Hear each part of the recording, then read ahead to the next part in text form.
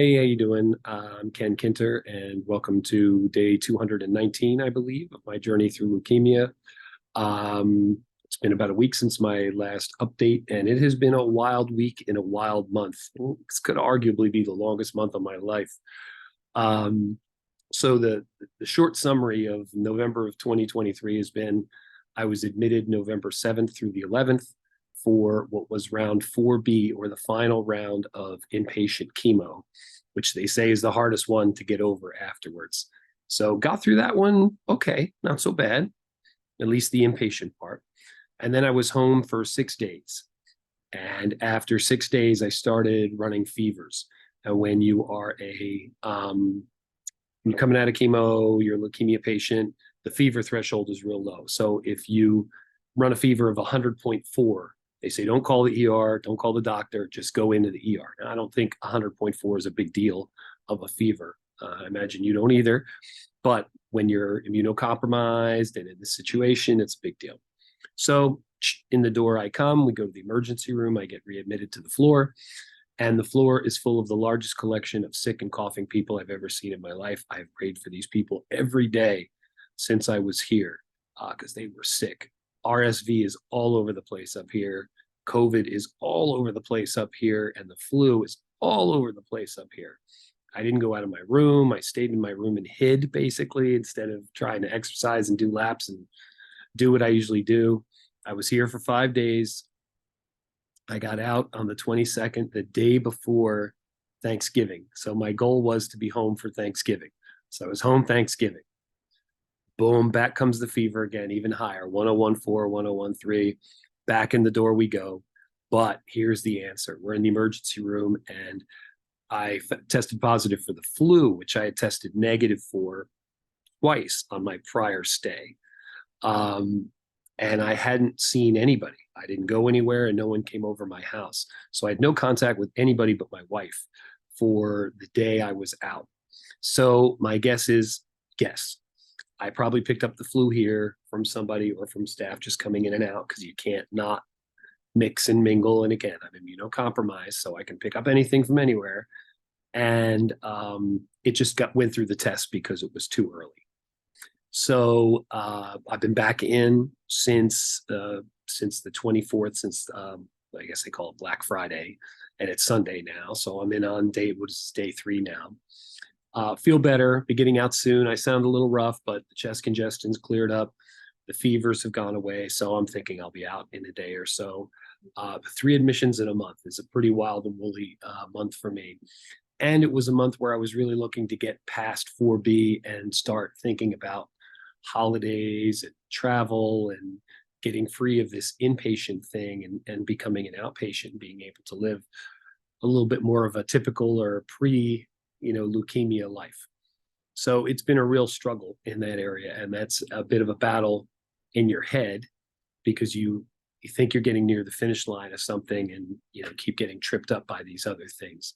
So it's been a real challenge, and I know it's brought out some of the ugly part of me, as far as being angry, being resentful, sometimes feeling like it's futile, like nothing you do matters. I literally go home, have contact with no one on Thanksgiving, have no contact, no one has contact with me. I have the flu, I'm back in here anyway. So there is an important lesson that you can do everything right and it can still go bad, or you could probably do things wrong and skate on it every now and again. But so that's kind of where that's the current state of affairs now. I'm doing a lot better. I'm looking forward to going home. Keep looking forward to picking up the ball, and getting back into some sort of more typical life. But I keep running into these snags, and all this stuff is out there. All of these diseases are there. The ER doctor referred to Black Friday as the beginning of RSV season, because everybody's gotten together at Thanksgiving. They've all passed it to each other, and then they all become symptomatic. So that's what's been happening. But the other thing I will add, and I may have mentioned this in the previous video, is that these admissions are not like chemo admissions. Chemo admissions, you have IV lines running into you 24/7, and they're running this and then that and then the other. These are much more chill, normal medical admissions. I mean, the cancer leukemia stuff is in the background, but it's not like a chemo admit, where chemo admits are very intense. And of course, you have to deal with all the side effects of the chemo, and now you don't. It's interesting to be in the hospital with an appetite. The other the point I'll close with, I'm going to do another video just specifically on the side effects of chemo for somebody who's going through this, just to share what my experiences have been and what has helped and what has not helped. So there'll be another video coming along shortly specifically about that, but I don't want to buddy that on this one.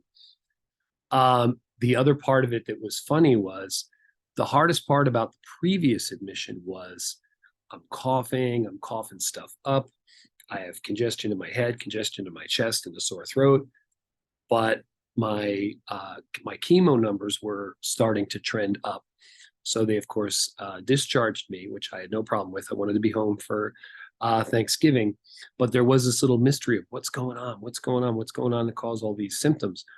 So we're in the emergency room. I get diagnosed with the flu, and I was actually grateful. I was actually happy to have the flu, and the ER nurse laughed at me quite a bit about that, because my fear was in the 9 days prior, I had gotten 3 bags of platelets, 3 different blood transfusions. And I was just really afraid. I'd been out of the hospital 2 days and all my numbers had plummeted. And what does that mean in terms of transplant? What does that mean in terms of my long-term survival and all that good stuff? And I was really trying not to go there. You've heard me talk about detachment before, where you don't write all these scripts in your head and then react as if they're true. I was really fighting the idea that this was leukemia coming back, or chemo failing, or me not really surviving 4B. I mean, that's the deal. So as soon as they said flu, now, am I happy to have the flu? No. Is it better than what I was running in my head or what I was afraid of? Absolutely. I was all about it. I was like, okay, the flu is simple, it's straightforward, they know how to treat it, and it doesn't have anything to do with my underlying condition. So I was, I think I said to the nurse, I was like, thank you. She says, you're the happiest flu patient that I've had today. And they had several. So we had a good laugh about that. And I think I spent the rest of the day going, the effing flu. The effing flu. That's why I'm here. I'm here because of the effing flu. Not saying effing. I don't know where YouTube is with all that. But anyway, so I'm hoping to be out soon. I'm hoping to be done with the effing flu soon. I'm definitely less symptomatic than I was. And I'm really looking forward to doing some of this stuff. This whole year has been sidetracked. And it would really, I'm really hoping that it doesn't impact the holiday season and the end of the year. From April to now, and even March, has been sort of a disaster because it's really been leukemia and chemo and hospitals up front. And I was really hoping to get a little reprieve of that at the end of the year. Now, I'm not in charge of that, but if conditions permit, I will be very happy. I would like to. I'm usually the biggest Grinch going, and my wife will back me up on that.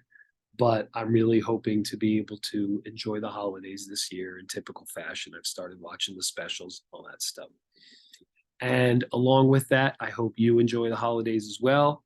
I'm completely happy if you ate too much at Thanksgiving. Don't feel bad about watching too much football over the weekend. And I hope you enjoy the holidays to the fullest. And I hope you are very thankful for health, happiness, family, the real important things in life. And don't let the little stuff detour you from all that. All right. So anyway, pleasure as always. Thanks for watching. And I'll be talking to you again shortly.